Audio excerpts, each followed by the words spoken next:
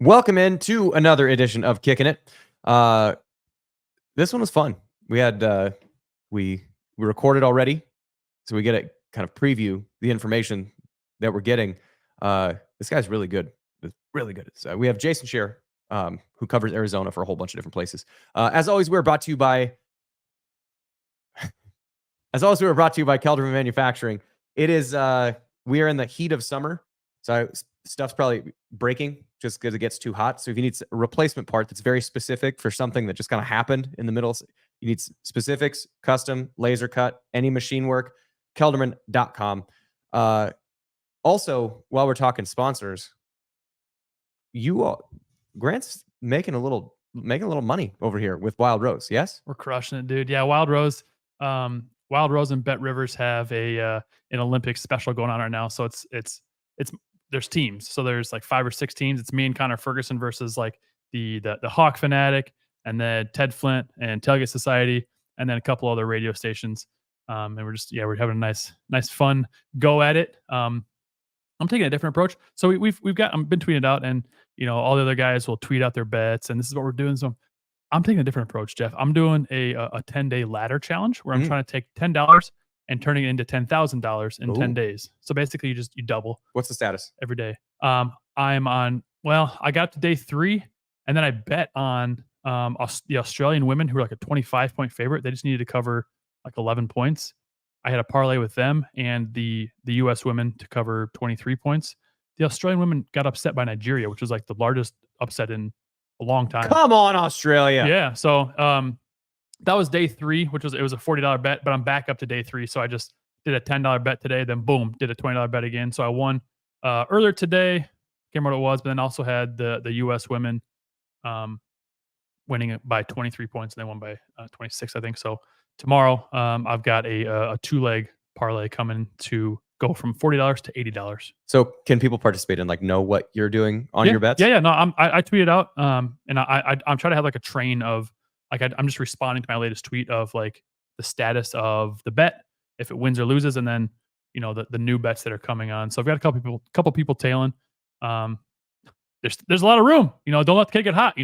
So jump on the train. There's still some room for some passengers, and I'm definitely in my zone. Don't catch me in my zone.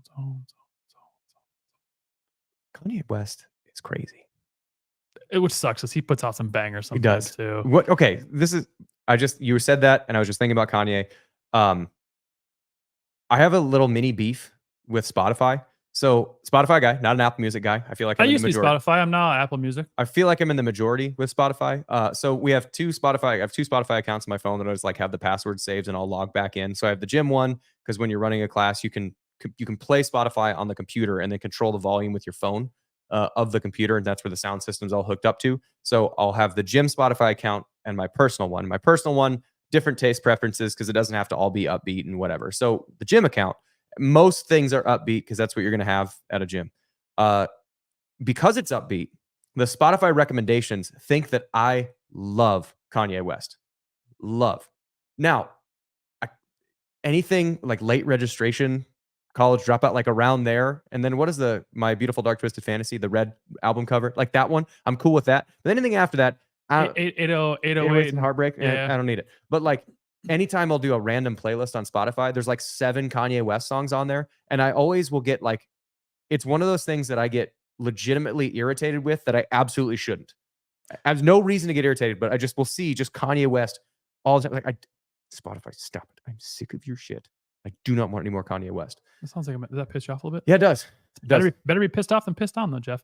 You know what? Early Kanye West was really good, and more recent Kanye West is crazy, kind of booty cheeks. Yeah, crazy. He just you don't have to deep end hard. Yeah. Yeah, I kind of feel the same way about Lil Wayne. Lil Wayne, around the college time was put out some bangers, and then something happened, just fell off a cliff. So hanging out with Aaron Rodgers, I guess. He's a Packers fan. I don't know if he's actually hanging out with Aaron Rodgers. Yeah, we've got a lot of really controversial personalities here. Going on a dark excursion, or you're just in a cabin by yourself for 7 days in the darkness, no electronics, no nothing, just your thoughts. Bring this back to Iowa State, and we'll take it one step back more to Iowa State. With the Jets this year, one thing that is interesting is that with the Jets, there are so many Cyclones on that team. there's Brees, Allen, and Will. Will of the group, I mean, the two offensive players Will relies the most on Aaron Rodgers being good and that offense being good, because when they drafted him, they have like the best defensive line in football. I think they still do. Maybe the 49ers would have something to say about that. But the whole point of drafting Will McDonald is that you have Aaron Rodgers, you have Brees Hall, you have Garrett Wilson, and you're going to go get a 21-point lead because you've got those weapons. And then once you have a 21-point lead, it's the middle of the third quarter, other team has to start passing. Hey, Will, you don't have to be a run defender. Go get the quarterback. And Will McDonald excels at that role.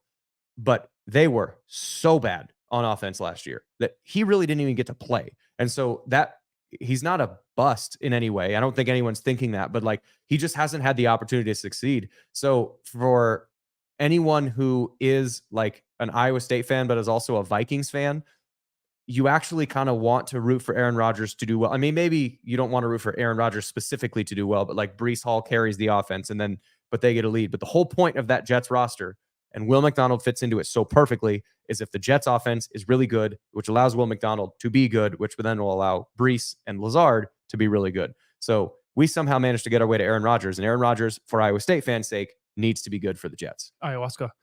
When Will McDonald was in there for a little bit last year, though, he did well. Yeah, he just their D line is so good, like they didn't need him. And other teams are up 26-13. What do you?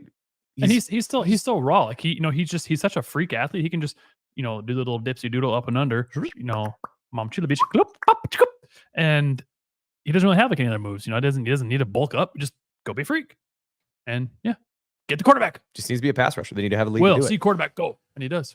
Okay, so we sort of brought it back one step to Iowa State. We'll bring it back one step further, and we're going to bring on Jason Scheer because we're talking a lot about Arizona. This is our second of the new guys, the new representatives for the Big 12. We're ideally lining up the other two for the remainder of the summer. But without any further ado, Jason Scheer talking Arizona. All right, now we welcome on Jason Scheer, who is the senior editor, publisher of WildcatAuthority.com, 247's Arizona site, also the co-host of the Wildcat Scoop podcast. Jason, how are you? Doing well. Thanks for having me, guys. Hey, we appreciate you jumping on with us. So, Jason, you're pretty vocal on social media as far as Arizona writers go, and I saw an interview with you back in 2022, I think, when you were asked about the future of Arizona, where you thought they would be, and you were pretty adamant about Arizona being in the Big 12, by 2026, and obviously you nailed that. So, two questions: why were you so sure that Arizona was going to be in the Big 12, and here they are? One, and two, what are the upcoming lottery numbers? Because you seem to be able to predict the future pretty well. I wish I had the lottery numbers. I try once in a while, but with the Big 12, it was a matter of knowing the Pac-12 leadership at the time and how the schools weren't really getting on the same page with their message and what their goals were. USC started complaining, and maybe rightfully so, that they were bringing in certain ratings and certain revenue, and it was all getting split equally. So like USC was getting the same amount of money as, say, a Oregon State or a Washington State or something like that. And they were growing unhappy with it. And there really wasn't an answer within the conference. And then they started to look around, and usually all it takes is one school. When one school starts to look around, it's just a matter of time until you kind of see some more movement. And, it came down to the internal messaging at Arizona. When people high up at Arizona started to feel that there would probably be some movement if certain things didn't happen and a deal wasn't reached, that's when I started to get more confident. And as time went by and it was pretty clear that the Pac-12 wasn't going to be able to find a deal good enough, that's when it kind of dawned on me that, hey, this thing is coming to an end. It's interesting because, and dear fan, we will get to actual Arizona specific questions on football and basketball in a second. But for those that don't know, Jason is as plugged into like the realignment and is informed and good at communicating the realignment stuff. So we'd be kind of remiss if we didn't at least get a couple questions on that. So obviously the four quote big brands, your USC, UCLA, Stanford, and Cal, they go to the Big Ten, and then everything just explodes from there. And then the Arizona State, those two plus Colorado and Utah decide to come to the Big 12, and now everything is completely fallen apart. And those are several dominoes that kind of tick down in a row. When we look now on the other side of the country, with the ACC being the next weeble wobble that is maybe falling down, because the Big 12 was that weeble wobble in 2012, and then again in 2019, 18, whenever the last round of realignment was, and then it became the Pac-12, and now it's the ACC. Is the ACC as unstable as the Pac-12 was in the previous iteration before it exploded, or is it more Big 12-esque in its ability to kind of stabilize itself? Because that's where I feel like the next set of dominoes are. It's just, will they fall over? So what are your thoughts on the ACC realignment based on Florida State, Clemson, the grant of rights, and anything else? And if there are any dominoes that I'm missing that might tick down before those? It's different with the ACC now because the involvement of the courts in the legal system. I mean, there really wasn't that with the Pac-12 and the Big 12 or any of that. It was just a matter of teams leaving and all that. This is, how are the courts going to decide? Like, do Florida State and Clemson have an out? Do they come to some, and my guess is in a couple of years here, or whatever it may be, there's some sort of settlement between the two parties. What that settlement looks like, I don't know yet. But this is something where the courts are going to decide a lot of it. And, you know, it's very possible that the rulings don't go Clemson and Florida State's way, that they can't get out of the grant of rights, and we're just stuck here until 2036 or whatever it is. And that is very possible. Now, Florida State and Clemson in the Big 12 believe that those schools will be able to get out sooner than that. But it's just a different situation because it feels like this isn't in Florida State, Clemson, in the ACC's hands. This is pretty much in the hands of other parties, and they'll kind of help push along whatever the next step might be. So I'm gonna take a step back, and then I'm gonna take a step forward into that. So one is, as far as take a step back, my understanding of this, and I follow this very loosely, is so a grant of rights, to break down the concept of a grant of rights, is university, so Arizona, Iowa State, whatever, they give their grant of rights, which means the ability to broadcast and monetize their games. So if I want to put my game on ESPN, I don't have the right to do that because I've given it to the Big 12. The Big 12 then collectively takes that batch of games and gives it to the whatever highest bidder, so ESPN, Fox, whatever. And that bidder, ESPN, takes and says, for the next 10 years, we'll give you this amount of money. And then ESPN turns around and sells that. And if they paid $100 million and they sold $120 million in ad revenue, they get to keep $20 million of it. And that's sort of the business model. And what Florida State and Clemson are challenging is, can we get out of that? Because we want the ability to negotiate our rights better or get a bigger share of that. And the courts are essentially saying, does this contract lock you into that amount of time? I think that's my understanding of that contract. So with, you said in there that that Florida State and Clemson and the Big 12 have some thought that those teams could get out of it. If they do Florida State and Clemson alone come to the Big 12? Is that sort of what the feeling is? Or is Yormark going to be like, you know what? 72 teams in the conference, bring them all in. What do you think happens if Florida State and Clemson are able to get out of that contract? I see his wheel spinning. Yeah, I don't think it stops at 2. I think 4 is the goal. I think the goal is Florida State, Clemson, Miami, and Louisville. Those are the top 4 from what I understand. Now you start to say, okay, if there's NC State, there's Virginia Tech. It depends what other conferences do. But I think if you ask Yormark, choose 4 schools, it is very clearly Florida State, Clemson, Miami, and Louisville. And those are the 4 that he would take. I think he could live with Florida State and Clemson and be ecstatic. But you're at that point, I think if Florida State and Clemson leave, the ACC is falling apart. You're going to look at, Duke and North Carolina looking to go elsewhere. Virginia, where do they fit in? You just had Cal and Stanford. Now all of a sudden they're looking for new homes again. What happens to all these schools? And so if you're the Big 12 and you see markets like Miami and Louisville, you're not going to say no. If the money's there, you're going to say, sure, come with Florida State and Clemson. But Florida State and Clemson are by far the 2 at the top of the board. I think Louisville and Miami are there, and then there's some other schools that could sneak in as well. That's so crazy to me that I don't think that Stanford and Cal and SMU are in the ACC. Like when you keep saying, I'm like, oh my god, they're in there. I'm going to pivot more to Arizona football now. So sorry if you have more realignment talk, Jeff? You can No, that's fine. I just wanted to at least get an idea on where he was plugged into next, because if we're not getting lottery numbers, we can at least see who's leaving. So my next question, though, is it's an interesting time for Arizona, not just them transitioning from the Pac-12 to the Big 12, which I want to know kind of how that transition's been, but they also have their head coach left. So Jeb Bush went to Jeb Bush? Jed Fish. Jeb Bush. President's brother. I talked about him last week, which kind of relates to Arizona. The please clap. The Arizona AD said, please show up to our games. Now you got me all messed up, Jeff. Fish. I don't know. What's his first name? Jed? Yeah. Jed. Yeah. Fish. D? Jed. Yeah. Jed. Well, he's at Washington now. Yeah. So Jed Bush Washington. Went to Washington.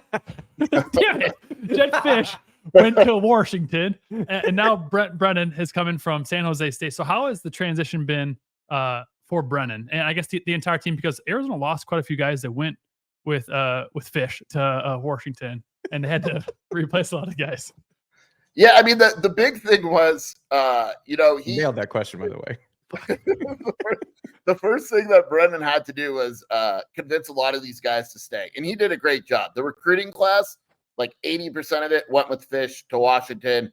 The high school recruits, some of the transfers that had come in, they went to Washington, but the bulk of the roster from last season's team actually stayed, and that was not easy. I mean, Brent Brennan, he described it at media day as speed dating. Like, they had meetings, and it was like, okay, I have to convince you, and I basically have to introduce you to me, and then you guys have to get to know me, because if not, and they don't like Brennan, they're all gone. If Noah Fafita leaves Arizona and says, I don't want to stay at Arizona, the whole team goes with him. 100%. That this team would have been completely different. When Noah and McMillan, the wide receiver, decided to stay, they had a big event. I don't remember what basketball game it was, where the team came out at the first media timeout, came on the court and announced that they were staying. And it was the majority of the team, and the place is going nuts and all that. And it was a very, very big deal. And in that regard, he has been hugely successful, because this team, if those guys leave, this team would have been awful. The preseason, predictions and all that, it would have been one of the worst teams in the Big 12, just because, sheer numbers, you lose that amount of guys. They returned quite a bit. They had to go hit the transfer portal more than they probably wanted to, but that's kind of life now. But in terms of the transition, he's done a great job, and the players seem to like it. Obviously, there's still the on-field product we have to see, but his biggest task was retaining the team, and with the help of some players that returned also, he was able to do that. Yeah, I was going to ask about Fafita and McMillan, because to me, Arizona, and we don't get to watch a ton of them, just because a lot of times the Pac-12 after dark, it's like 9:45 kickoff. Well, the games that I have watched, Arizona, and correct me if I'm wrong, Arizona plays a style of football that people think the Big 12 plays, but that the Big 12 played in like 2012, which is their ideal score is like 42-21. Like, I would rather sort of boat race you and just say, you can't keep up with Fafita, McMillan, the rest of that passing attack. You can't keep up with us. We'll give up a couple plays on defense, but we're going to outscore you. That feels like the style that it was played last year, because you have one of the best quarterbacks. He's prone for some mistakes, but he's also prone for a ton of big plays. And then you also have, huge big play wide receivers. Is the construction of the roster similar to that when they come from last year to this year? Because with Fafita and McMillan, I imagine you want to build around those guys as far as transfers, recruits, guys that you're developing underneath. Are we expecting to see the same type of fast-paced, up-tempo, big play, trying to beat you first one to 40 wins? Is that kind of the game that you expect to see this year with Arizona? I don't know. That's because whenever I ask, Dino Babers is the offensive coordinator now, came from Syracuse, but he hasn't called plays in quite a while. And when you ask him what the offense is going to look like, and you ask Brent Brennan what the offense is going to look like, they haven't answered us yet. They'll give us the coach answer of, we're still trying to figure that out. Now, I'll say this: if you have Noah and T-Mac, the running back group is really good. You're going to throw the ball around and get some points. But there's some questions. As good as T-Mac is, they had Jacob Cowing, who's in the NFL now. He's gone, so they have to replace him as a second wide receiver. But the offensive weapons are there. It looked a lot more, at least in the spring, it looked a lot more multiple than it was last season, with more tight ends and things like that. I will say that I think one of the issues, where they want to score a lot of points. They're never going to be a grinded out team, but that defense when Jedfish came, I mean, this is the same defense. They lost to NAU. And it was probably one of the worst losses in school. I mean, the defense was as bad as it gets. It was pretty solid last year. They brought back Dwayne Aquina as their defensive coordinator. They're going to be an aggressive defense. Their goal is to be good defensively. But at the same time, yeah, I mean, when you have those offensive weapons, you're going to try to get out there and score points in a hurry. And it's not going to be a time of possession game. And you're not going to get into these 17-10 games. And I mean, they're going to give up some points probably because of how quickly they score and all that. So, Brent Brennan, it might be a little too early, I guess, for you to tell this question I'm about to ask you though, but I know camp starts up for a lot of teams this week. Brent Brennan, from what I know, is kind of a quarterback whisperer. Brock Purdy's younger brother, Chubba Purdy, transferred from Nebraska to San Jose State, and then Brent Brennan took the Arizona job like 2 days after he committed. So then he transferred somewhere else. How do you think Brent Brennan will take Noah Fifita's game to the next level? Because Fifita had he's only a sophomore, right? So he had a great freshman year. Still, I can imagine probably pretty raw and still pretty malleable. So how do you think Brent Brennan's going to take his game to the next level? Yeah, I think there's still room for improvement. They have a unique situation. Babers is a wide receiver coach at heart. Brennan is a wide receivers coach at heart, but he brought over Lyle Moval, who used to be a quarterback at Oregon State and was at San Jose State with them and just loves the guy. And his job is to basically, you're working with Noah Fifita. It's an interesting dynamic because Jed Fish was the quarterback's coach. Jimmy Doherty was listed as a quarterback's coach, but it was Jed Fish. He was the offensive coordinator, the quarterback's coach. Like that was his deal. Didn't even really look at the defense or anything. I'm coaching quarterbacks. Brennan is more of a CEO type. I think they're going to allow Noah to be a little more mobile. Jed Fish didn't really like his quarterbacks running or getting out of the pocket, things like that. I think Babers is more open to that. I think Brennan's more open to that as well. There weren't a lot of shots downfield with the last offense. I think we'll see a little bit more of that. I asked Noah, I said, what's the next step? And he said a little bit more mobility and a little bit more accuracy. But I mean, it sounds there's room for improvement, but like he was really good last year. I mean, his accuracy was right there with Bo Nix for the best in the conference. He rarely threw an interception, and if he did, it made, I don't want to say it made sense, but it wasn't like some crazy bad interception.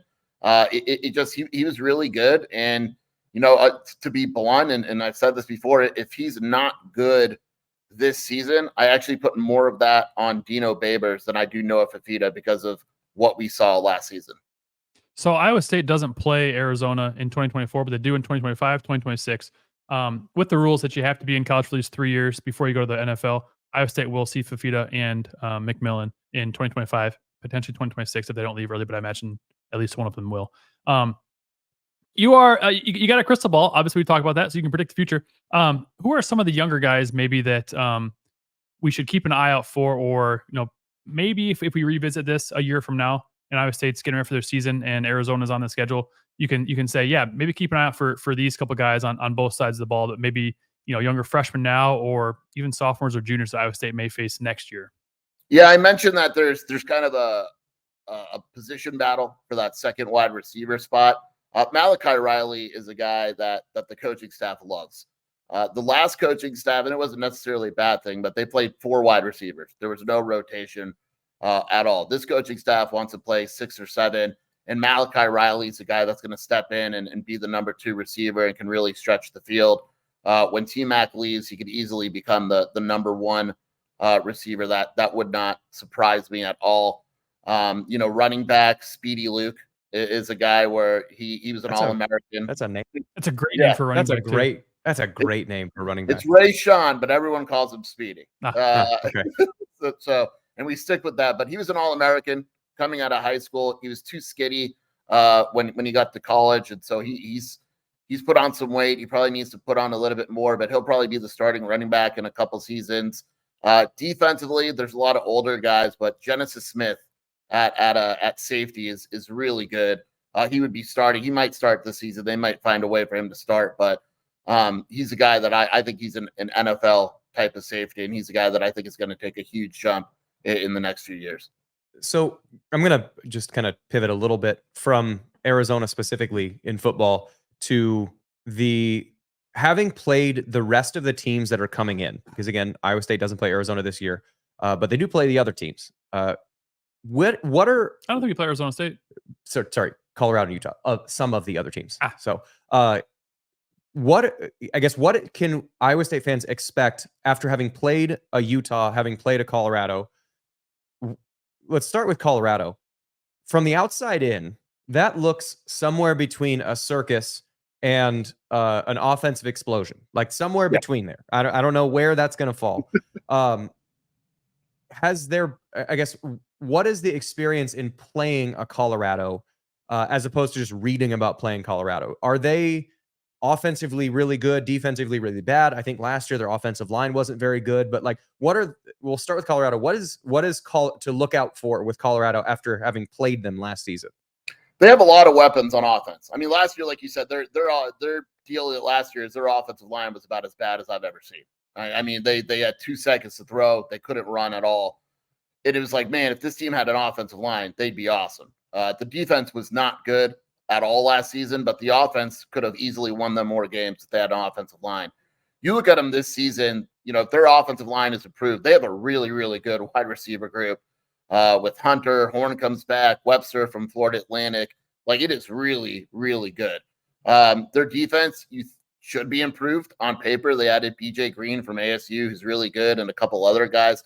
I agree with you. It's either boom or bust. Like, they're either going to be really bad and things aren't going to work because there's so many transfers, or they're going to surprise a lot of people. Like, there is a lot of talent on both sides of the ball. The issue is they've never played together before, ever. Yeah. And so, I'm personally of the opinion that it's really hard to win in college that way, bringing in 40 new guys every year. Yeah. I think you need to, be able to continue and have some guys coming back and all that. But in terms of sheer talent, I mean, Colorado has it, and it's a spectacle. I mean, Arizona played at Colorado last year, and you have Dion, and you have celebrities, and you can't get on the sideline, and it's, it's fun in that regard, but it's also like people hate Colorado. It's just very easy. It's just very easy to do, and they realize that, and they accept it. But in terms of talent, they bring in portal guys. He recruits really well there. It's just a matter of, can they mesh and can they put it all together? Yeah. So now the other team that Iowa State's going to play, does Utah deserve to be the favorite? Because I think it's Utah and Kansas State, depending on which betting sports book you look at. Does Utah deserve to be the favorite? Because Cam Rising, feel like he makes a difference. But we talked with JT Wistersill last week about Utah.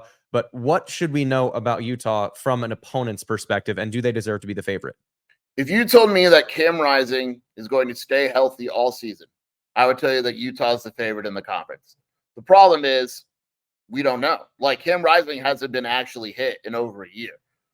It's yes, he's practiced well. He looks good in practice, but even Whittingham says he has yet to be touched in practice, and rightfully so. You don't want him taking a hit. So I don't know what's going to happen that first game where he takes a hard hit, right? Like, we just don't know. Now, if he stays healthy, yeah, Utah is really good. They have talent on both sides of the ball. They're really, really, really well coached. I think Whittingham is probably underrated as a coach, and they don't make mistakes. That's the thing with them. They can win in a variety of styles. They can outscore you and throw the ball over if they need to, and they can win it in a grinded out style. And there were a lot of Pac-12 teams where when you asked them what team they wanted to be like, they would say Utah. Jed Fish said it. Utah's the goal for Arizona's program. That's what we want to look like in terms of success. And yeah, I mean, if Rising is healthy, I don't have any qualms about Utah being the favorite. I completely understand it. So I'm going to ask you this, and I'm not trying to get you canceled or get you crucified. What is just a Pac-12 team? Coming to the Big 12, what is kind of the new coming team's perspective on the Big 12? What do I think the Big 12 is? I think it's like a soft conference. You just offense, don't play defense, because that's kind of national, narrative that the Big 12 doesn't play defense, which I would disagree with. I think for Arizona fans, it's parity, which isn't a bad. It depends how you look at it. If you're a Big 12 fan, I think there's a party that might be offended in the sense where, Pac-12, you knew it was Washington, Oregon, USC, Utah, USC not so much the last few years, but those teams are winning the conference every year. Nothing a team like Arizona could do about it. As good as Arizona was like last year, wasn't going to beat Oregon, wasn't going to beat Washington. And then in Arizona, you go back to 7-5 a lot. So even in your best year, it's still certain teams winning the conference. The Big 12 seems to be wide open, right? Like you don't have that team where you look at the Big 12 and you go, crap, that team's winning the conference. We're playing for second. And, Arizona fans love that idea. I think, I could understand Big 12 fans thinking like, no, it's kind of an insult. Like we have really good football teams too. And they do. It's just, I think it's different in the sense that like Arizona feels it could win this conference. The fans do for sure. If you were to ask the fans, had the Pac-12 stayed together this year, can Arizona win the conference? The answer probably would have been no, Oregon's going to win the conference, right? And I don't know if there's that one clear team. And the year after, I don't know if there's going to be that one clear team. And I think it adds to excitement, but it's just kind of a different feeling than I think Arizona fans are used to. And that's what I love about the conference. It is wide open, that there is no like top dog. I want to pivot to basketball though. I was going to do the same thing. You go for it. You talk about not having a clear favorite. Also true in basketball, but for a different reason, because you have Kansas, Houston, Iowa State, Baylor, Arizona. All 5 of those teams, if I told you they were going to be preseason top 10 teams, you'd go, yeah, I can see that. So you have 5 potentially top 10 teams in the conference. I wouldn't say there's any one particular favorite. People are going to say Kansas because Bill Self does deserve the benefit of the doubt. But more specifically, inside of those matchups, because we don't know what Kansas is going to be. You talked about Colorado flipping the whole roster. Kansas brought in like 9 new dudes. They're still pretty stacked though. There's just a whole bunch of new guys, but basketball is easier to mesh together. Houston, they have, basically the whole roster sans Jamal Shed. Dog. Iowa State physical, Arizona, but and then Baylor. But with Arizona being of the group, the other 3 teams, Baylor sometimes wants to get up and down, but Arizona has a style that has worked really well for the last 5-10 years, which is for Iowa State fans a lot hoy ballish, which is, we talked about the Arizona football team being a race to 40. This is like a race to 85. Like Arizona has been the team that's going to try and outpace you. And the physicality of the Big 12 is generally not that. What are your thoughts on Arizona, as good as they are, coming into this physical conference? Because this is a absolute murderer's row of a basketball conference. Yeah, it's intriguing, right? Like Arizona wants to run. There's no guesses about it. Tommy Lloyd will tell you that up front. We're going to try to run. And if other teams want to slow it down, we're still going to try to run. And if they have to adapt, they'll adapt. But, the physicality, there were physical teams. What Arizona did is the out-of-conference schedule. They tried to fill it with physical teams. I don't recall too many games where, they got beat up. But that's a 1-game basis. This is a week-to-week, game-to-game thing. And you do wonder what it's going, to look like. Like in the Pac-12, you didn't really need depth, to be honest, because it wasn't these big physical games where you're just getting beat up and you have to turn around and play 3 days later. You need a little bit more depth in this conference. And yeah, like I'm very curious to see, I still remember years ago, Arizona played Houston. And, they played them in San Antonio and Houston kicked their butt. They just did. They were physical. They were more athletic. And Tommy Lloyd tried to adjust his roster and did a pretty good job. But these teams have the closest in style of play is UCLA, where they don't necessarily want to score 80 points. They're fine scoring in the 60s and beating you. But there's more UCLAs in this conference, and it's going to be really interesting. So I don't know a ton about Arizona basketball. I actually didn't even know Tommy Lloyd was the head coach. I thought Archie Miller, is that who it used to be? Sean Miller. Yeah. Sean Miller. I thought it was still Sean Miller, and it's not. He's been gone for a few years.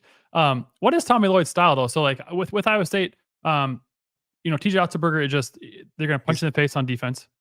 Also, I think about like personal style, because I'm doing a TJ Otzelberger impression right now. Oh, no. Well, it's just sitting here like this. And your tight shirt. And yeah, your tight shirt. You got like a little happy little Jeff. No, but what's his style as far as the style of play? Because Iowa State is known for their defense. We got better on offense last year, but also I want to ask you about like recruiting philosophy. So TJ is very big on hitting on high school guys, but also plugging the holes with with transfers. Iowa State lost their 3 bigs last year. We brought in, a few more new bigs and kind of reconstructed the roster. So it's not quite the same as last year, but I think we'll have a little bit more shooting this year. So kind of gearing it a little away from defense while still having good defense, but also bringing in some scorers and facilitators that we've kind of lacked in the first few years of TJ's tenure. Recruiting is interesting with Tommy Lloyd. Fans get a little frustrated. I'm not sure there's a head coach that offers less players than Tommy Lloyd coming out of high school. It is basically, I need a point guard. I'm going to offer 2 of them, and I'm going to recruit the heck out of those 2. And if I miss, we'll probably go to the transfer portal. It's been generally successful. This class coming up is a bit in the air, but that's kind of what it's been. And it really, it's a mixture. His rosters have been a mixture. So for instance, this year they bring in a couple guys from the portal, Toby Awaka from Tennessee, a couple other guys that they brought in, and then they also return. They return Caleb Love, they return Jaden Bradley, and he's very big on development. So if you're on the roster and you may not, like Jaden Bradley played last year, but he didn't necessarily play a ton at times, but the coaching staff believed in him. Well, now he's the starting point guard. Umar Ballo went to Indiana and transferred. About him. Yeah, because they love the backup center, Grievous, and they think that he was ready, and they didn't want to pay Umar the money that he wanted. And so Tommy is very, very big on development. And I don't want to say it's a lost art in a way, but it kind of is. A lot of coaches don't really worry too much about development because you're either good enough, and if you're not, you're going to be in the portal anyway. But Tommy's a little different in that regard, and it's worked well so far, and he's recruited well. But I think he's very unique in his approach with how college basketball is now. I think an interesting little bit too is we talk about there's not really any favorite teams all the way through. That also applies to women's basketball, except for the fact that Iowa State, I think, is probably going to be the preseason favorite. What is Arizona's women's basketball team? Because the Big 12, at least specifically in the upper Big 12, your Kansas States, your Iowa States, care a lot about women's basketball. What is the women's basketball program at Arizona, and does it bring the same cachet as the men's program? Because I haven't heard about it too much, but that doesn't mean it's not there. It's just there's a lot of coverage of LSU, South Carolina, Iowa, and then you don't really get a lot from, other than Juju in the USC, there's not a lot from the West Coast. Dog. So what is Arizona's women's basketball situation coming into the conference? So years ago, they made the national title game, due in large part to Ari McDonald, and she was just unreal. She's in the WNBA now, and she's one of the best players in the country. And since she left, it's kind of been iffy. I mean, they'll make the tournament. They won the NIT a few years ago. They'll make the tournament, but they won't necessarily advance too far. Adia recruits very well. That's another interesting thing to watch because the Pac-12 women's basketball, you had to have a very good offense. In Arizona did it. They were very good defensively, but the offense hasn't been good probably since McDonald. And it's just downright bad at times. But Adia is a very good recruiter. Like in terms of individual talent, it's there. It's just a matter of being able to kind of put it together and make the offense, look decent. I mean, because that's really cost them so many games. It's not something that's going to sell out McHale every night, but when there's a big game, it can sell out. Like it sold out last year against USC, I think. The year before, it sold out against Oregon. There's been games where they'll sell out McHale if it's a big enough game. But it's a solid program. It's nothing spectacular, but it's had success in the past, and Adia is a pretty solid coach. The last question I've got for you, Jason, is, we had seen, I kind of mentioned it, Arizona's AD come out and tell fans like, okay, like the Big 12 is different. Like they show up to their games and the fans are passionate about it. Do you think Arizona fans will show up for the sporting events? Because like Jeff just asked you about women's basketball, Iowa State has been in the top 5 or 10 nationally for the last however many years in attendance for women's. Our football team regularly sells out games. Men's basketball is selling out games. So do Arizona fans, are they going to show up for, for football games this year? Or is that just kind of like I said, kind of a Jeb Bush, please clap moment? Yeah. I mean, Arizona fans are very, I'm trying to be nice because I cover Arizona, but it's a fickle bunch, right? Like if Arizona football is bad, they're not they're not coming out to games. When Arizona football is good, it's sold out. It's a party. Like, let's go. And I'm sure there's other programs in the country that are similar. The ticket sales have been good for Brent Brennan. You know, I think the community has rallied behind him. So I expect it. But if they don't start the season well, could that change? Yes. You know, men's basketball will always get crowds. I think especially in the Big 12 with, you know, the biggest problem was there weren't that many marquee home games. A lot of teams aren't traveling to McHale. They just don't. It's a hostile environment. They don't want to do it. The Pac-12, you've got, you know, how many teams that are going to draw people, and you're like, oh man, I can't wait, you know, to see Colorado basketball. It's just not, you know, it's not like that. Whereas the Big 12, it's like, oh crap, you know, Iowa State's coming, Baylor, Houston, Kansas is coming to McHale. It's way different. So I think McHale and basketball will pretty much always be sold out. Football will be interesting, but I will say that there is an excitement surrounding the Big 12. It's not like you know, oh darn, we're in the Big 12. There's legit excitement and curiosity, and I do think that in the early years, that'll definitely bring more fans. Because I guess one thing I didn't even consider is the Pac-12. A lot of the teams that were in the original Pac-12, you know, this last year, have professional teams. So Arizona, you've got the Suns, you've got the Cardinals. So you've got where Iowa, we don't have professional teams.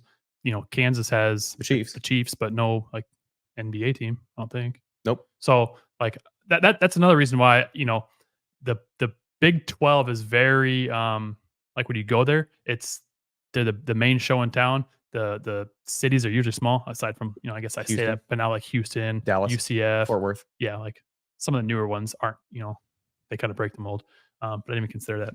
But that's all I've got for him. I'm not sure if you got anything else for him. When is the football stadium an outdoor stadium or is it a dome?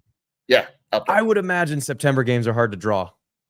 Always at night. I think there's actually like state law. It's not a law, but it's never been broken. All games from like in September and October, home games are at night. Because it's got to be. I mean, it's what 108 there right now. There's no way they could have a day game. And when do they practice? Like during the school year? Is it all early mornings? Yeah, well, they have an indoor practice facility. Okay, got it. It's really nice, but like Jetfish was like to practice at night. Brent Brennan is a morning guy, so they'll start at like 9 a.m., which isn't bad. Okay. Because I was thinking just logistics wise. I mean, we went to the Insight Bowl back when it was called the Insight Bowl in Tempe, and that was in 2009. January in 2009 in December, and it was still kind of warm then. And I'm like, I can't imagine what this would be. It was screaming hot. 30 degrees warmer. Yeah. So yeah, I was just think that we talked about with the Utah folks, with the BYU folks when they came in, that altitude up there is kind of the thing. But there's Waco and there's Fort Worth that are outdoor stadiums in the South, and then there's Oklahoma, but it's whatever.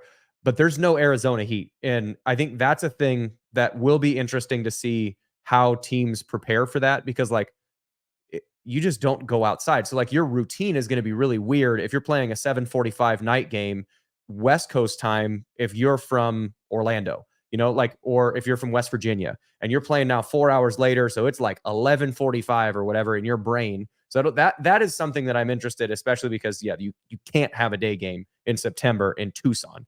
But I'm curious to see how teams will play in that all night games. But that's just we'll see how that happens with this nationwide conference. I think your math is off a little bit there, but point still stands. It's 1 a.m. at 7:45. I don't know how time works. Just wait until you realize that Arizona doesn't change its clocks. Oh, I forgot about that. That's how it should be. They're right. Arizona is right in that respect. I will die on that hill too. Well, I don't got anything else for you. I mean, I appreciate it. We got 35 minutes of your time and just a tremendous amount of information. One more time, no lottery numbers, you said? No. I'll let you guys know though. Okay. We appreciate that. Thank you for your time, Jason. I've enjoyed this, and I've enjoyed getting to know you a little bit more, and Arizona a little bit more as well. Thanks for having me, guys. I appreciate it. Thank you. That was Jason Scheer. I mean, that dude, he has such a tremendous amount of information. Like, were we to have more time, because he had a sort of a limited interview window, the realignment stuff he's really good with. Yeah, he would have been good to I think Williams has had him on before, but I think he would be good to have him on again, kind of as an updated thing. Now that the Arizona is in the Big 12. Yeah, he's just wealth of knowledge, and I am never going to try to say Jay Fish's name again on air. Is it a B or a D? It is Jed Fish. Jeb Fish. Jed Bush. Yes. Jeb Fisher. No fish. No. Jed Busher. Sure. I started to sweat. I'm sure I got really red. I started to sweat. Like my armpits were just juicing. I just feel myself just spuffing hardcore. I thought it was a joke at first. No. Nope. I thought I nailed it. I thought I nailed it. Okay. It's not Bush. It's Fish. Okay. So Jed Busher. Well, here's the coach. All right. The thing is too, like I've got notes written down too, and like I didn't read it, but I remember, looking up, okay, this is his name. Don't mess it up. I did, Hey, preparation. Perfect preparation makes perfect. Not just preparation makes perfect. I say proper preparation prevents poor performance. A lot of alliteration. That's 5 P's. PP. Speaking of PP, this is not PP. This is honey. Delicious. For those audio listeners, Grant brought in some honey. It is terrific. Yes. Absolutely terrific. It is very fruity. I told you it was. It is. It's fruity, delicious. That's all I've got, Jeff. You got anything else? Nope. Sweet. Well, yeah. Again, we appreciate Jason for coming on. Thank you to all of our loyal listeners who are still listening. And as always, remember, adopt. Don't shop.